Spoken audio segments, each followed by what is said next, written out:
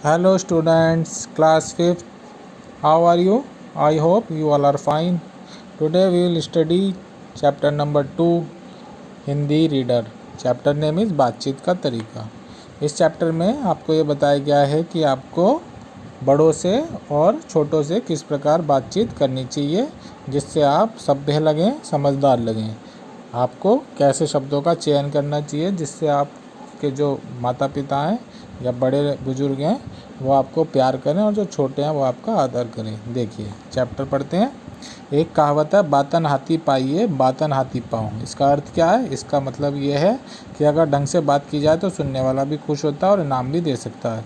अगर बातचीत का तरीका गलत या ख़राब हो तो लोग नाराज़ हो सकते हैं, यहाँ तक कि सज़ा भी दे सकते हैं. तो यानी कि बातन यानी कि बातों से आप हाथी को पा भी सकते हैं और बातों से ही हाथी के पाँव के नीचे भी आ भी सकते हैं.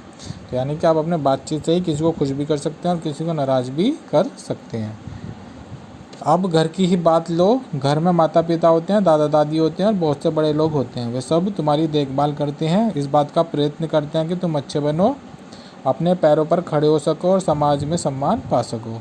तो जो तुम्हारे मम्मी पापा हैं और दादा दादी जो भी तुम्हारे घर में बड़े बुजुर्ग हैं वो हमेशा तुम्हारी देखभाल करते हैं और इस बात की हमेशा कोशिश करते हैं कि तुम एक अच्छे बच्चे बनो, समाज में अच्छी तरह रह सको और अपने पैरों पर खड़े हो सको और समाज में सम्मान पा सको.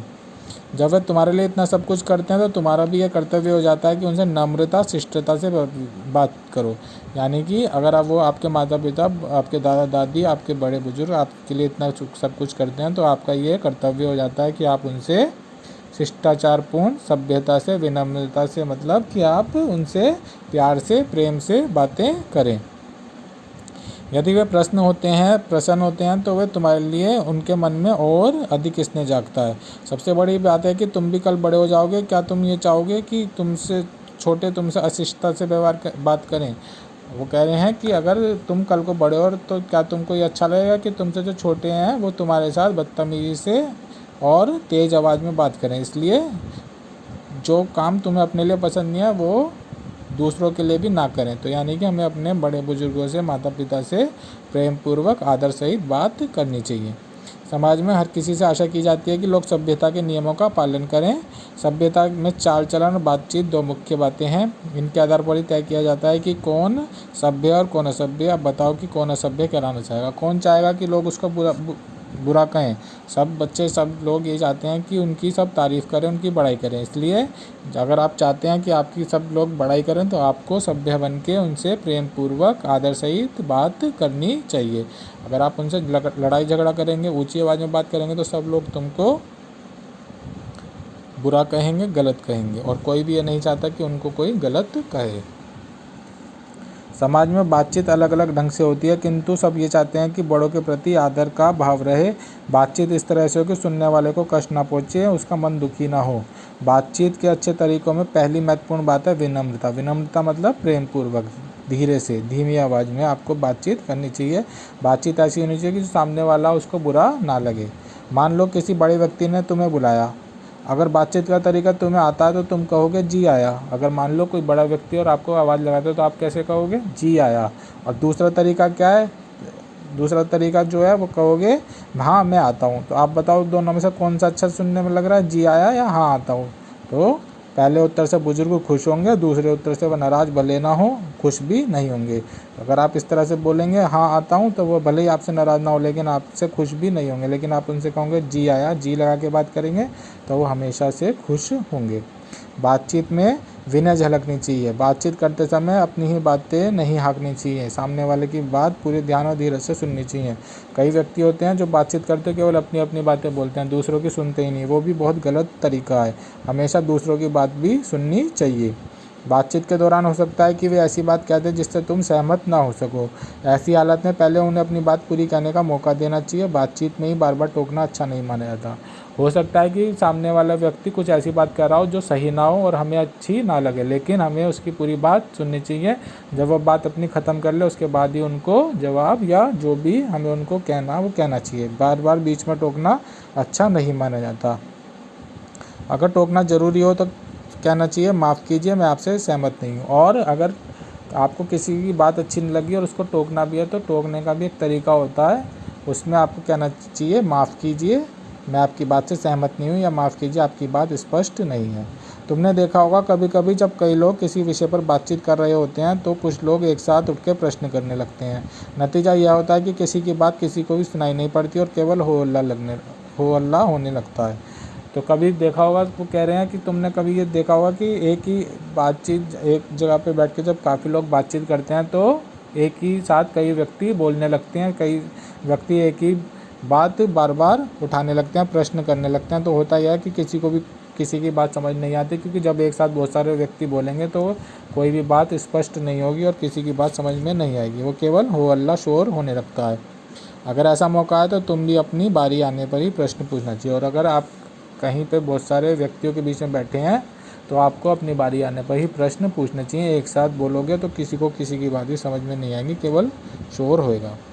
या तो तुम जानते हो कि अपने से बड़े, कम परिचित या बराबरी वालों से कृपा आदि कहकर कोई चीज़ मांगनी चाहिए और वस्तु मिल जाए तो धन्यवाद कहना चाहिए। तो ये तो सभी लोग जानते हैं कि अपने से बड़े या फिर बराबरी वालों से कैसे कोई चीज़ मांगनी चाहिए, कृपया, प्लीज़ करके, कृपया करके।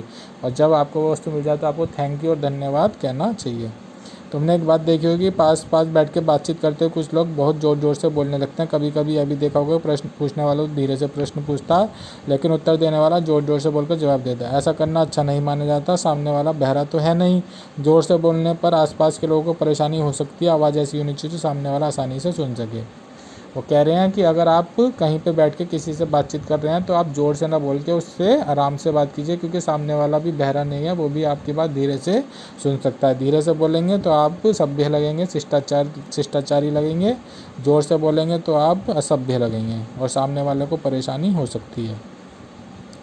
अच्छी बातचीत के लिए अच्छी भाषा भी होनी चाहिए। अच्छी भाषा के लिए ज़रूरी है अच्छी पुस्तक पढ़िए। जब कोई बातचीत में किसी अच्छे शब्द का प्रयोग करे तो उसे ध्यान से सुनिए। धीरे धीरे अपनी बातचीत में उन शब्दों को लाने की कोशिश कीजिए। एक तो धीरे बोलना है और दूसरी बात कि शब्दों का ऐसा प्रयोग होना चाहिए जो अच्छे हों, जो सुनने में अच्छे सुनाई दें। तो ऐसी भाषा को सीखने के लिए आपको क्या ज़रूरी है, एक तो जो ऐसे व्यक्तियों से बातचीत शुरू कीजिए जो अच्छे शब्द बोलते हों, और दूसरा अच्छी अच्छी पुस्तक पढ़नी चाहिए और उन व्यक्तियों से वो अच्छे शब्द सीख के अपनी भाषा में भी प्रयोग करने की कोशिश करनी चाहिए। सबसे बड़ी बात है कि बातचीत बहुत सहज और स्वाभाविक लगनी चाहिए, इसलिए ज़रूरी है कि विनम्रता और शिष्टाचार आपके जीवन का एक हिस्सा बन जाए। बातचीत में दिखावा या बनावटीपन ना झलके। ऐसा नहीं लगना चाहिए कि आप उनसे बनावटीपन में बात कर रहे हैं, वो आपके शिष्टाचार में और आपके जीवन में आपका जीवन का एक हिस्सा बनना चाहिए, आपकी वो नेचर में आ जाना चाहिए। तो आपका जो बातचीत करने का तरीका बहुत ही सहज, बहुत ही स्वाभाविक लगना चाहिए, यानी कि बहुत ही आराम से आपको बोलने की आदत डालनी चाहिए। यानी कि आप किसी के सामने कोशिश कर रहे हो धीरे बोलने की या बनावटीपन दिखाने की। तो इस चैप्टर में आपको बताया गया कि आपके बातचीत करने का तरीका कैसा होता है, कैसा होना चाहिए, जिससे आपको सब लोग अच्छा बच्चा या अच्छा व्यक्ति समझें। इसके आपको PDF सेंड करेंगे, उसके में आपको कुछ शब्दार्थ और कुछ खालिस्तान करने हैं। तो शब्दार्थ में आपको करने हैं अशिष्ट, असभ्य, दौरान, बीच में, नतीजा, परिणाम, धीरज, धैर्य, रोज़मर्रा, हर रोज़, शिष्टता, अच्छा व्यवहार, विनय, नम्रता, सहज, सरल भाव से चाल चलन और आचरण। इसके बाद आपको खालिस्तान करने हैं। फर्स्ट है बातचीत डैश और डैश लगनी चाहिए, तो सहज और स्वाभाविक लगनी चाहिए। डैश आदि कहकर कोई चीज़ मांगनी चाहिए। कृपा कर कहकर कोई चीज़ मांगनी चाहिए। सभ्यता में डैश और डैश ये दो मुख्य बातें हैं। सभ्यता में चाल चलन और बातचीत ये दो मुख्य बातें हैं। बातचीत में पहली महत्वपूर्ण बात है डैश, तो क्या है, विनम्रता। बातन हाथी पाइए, बातन हाथी पाऊँ। आवाज़ ऐसी होनी चाहिए कि सामने वाला डैश से सुन सके, आसानी से सुन सके। तो ये आपको अपनी नोटबुक में करने हैं। Thank you, have a nice day. Thank you.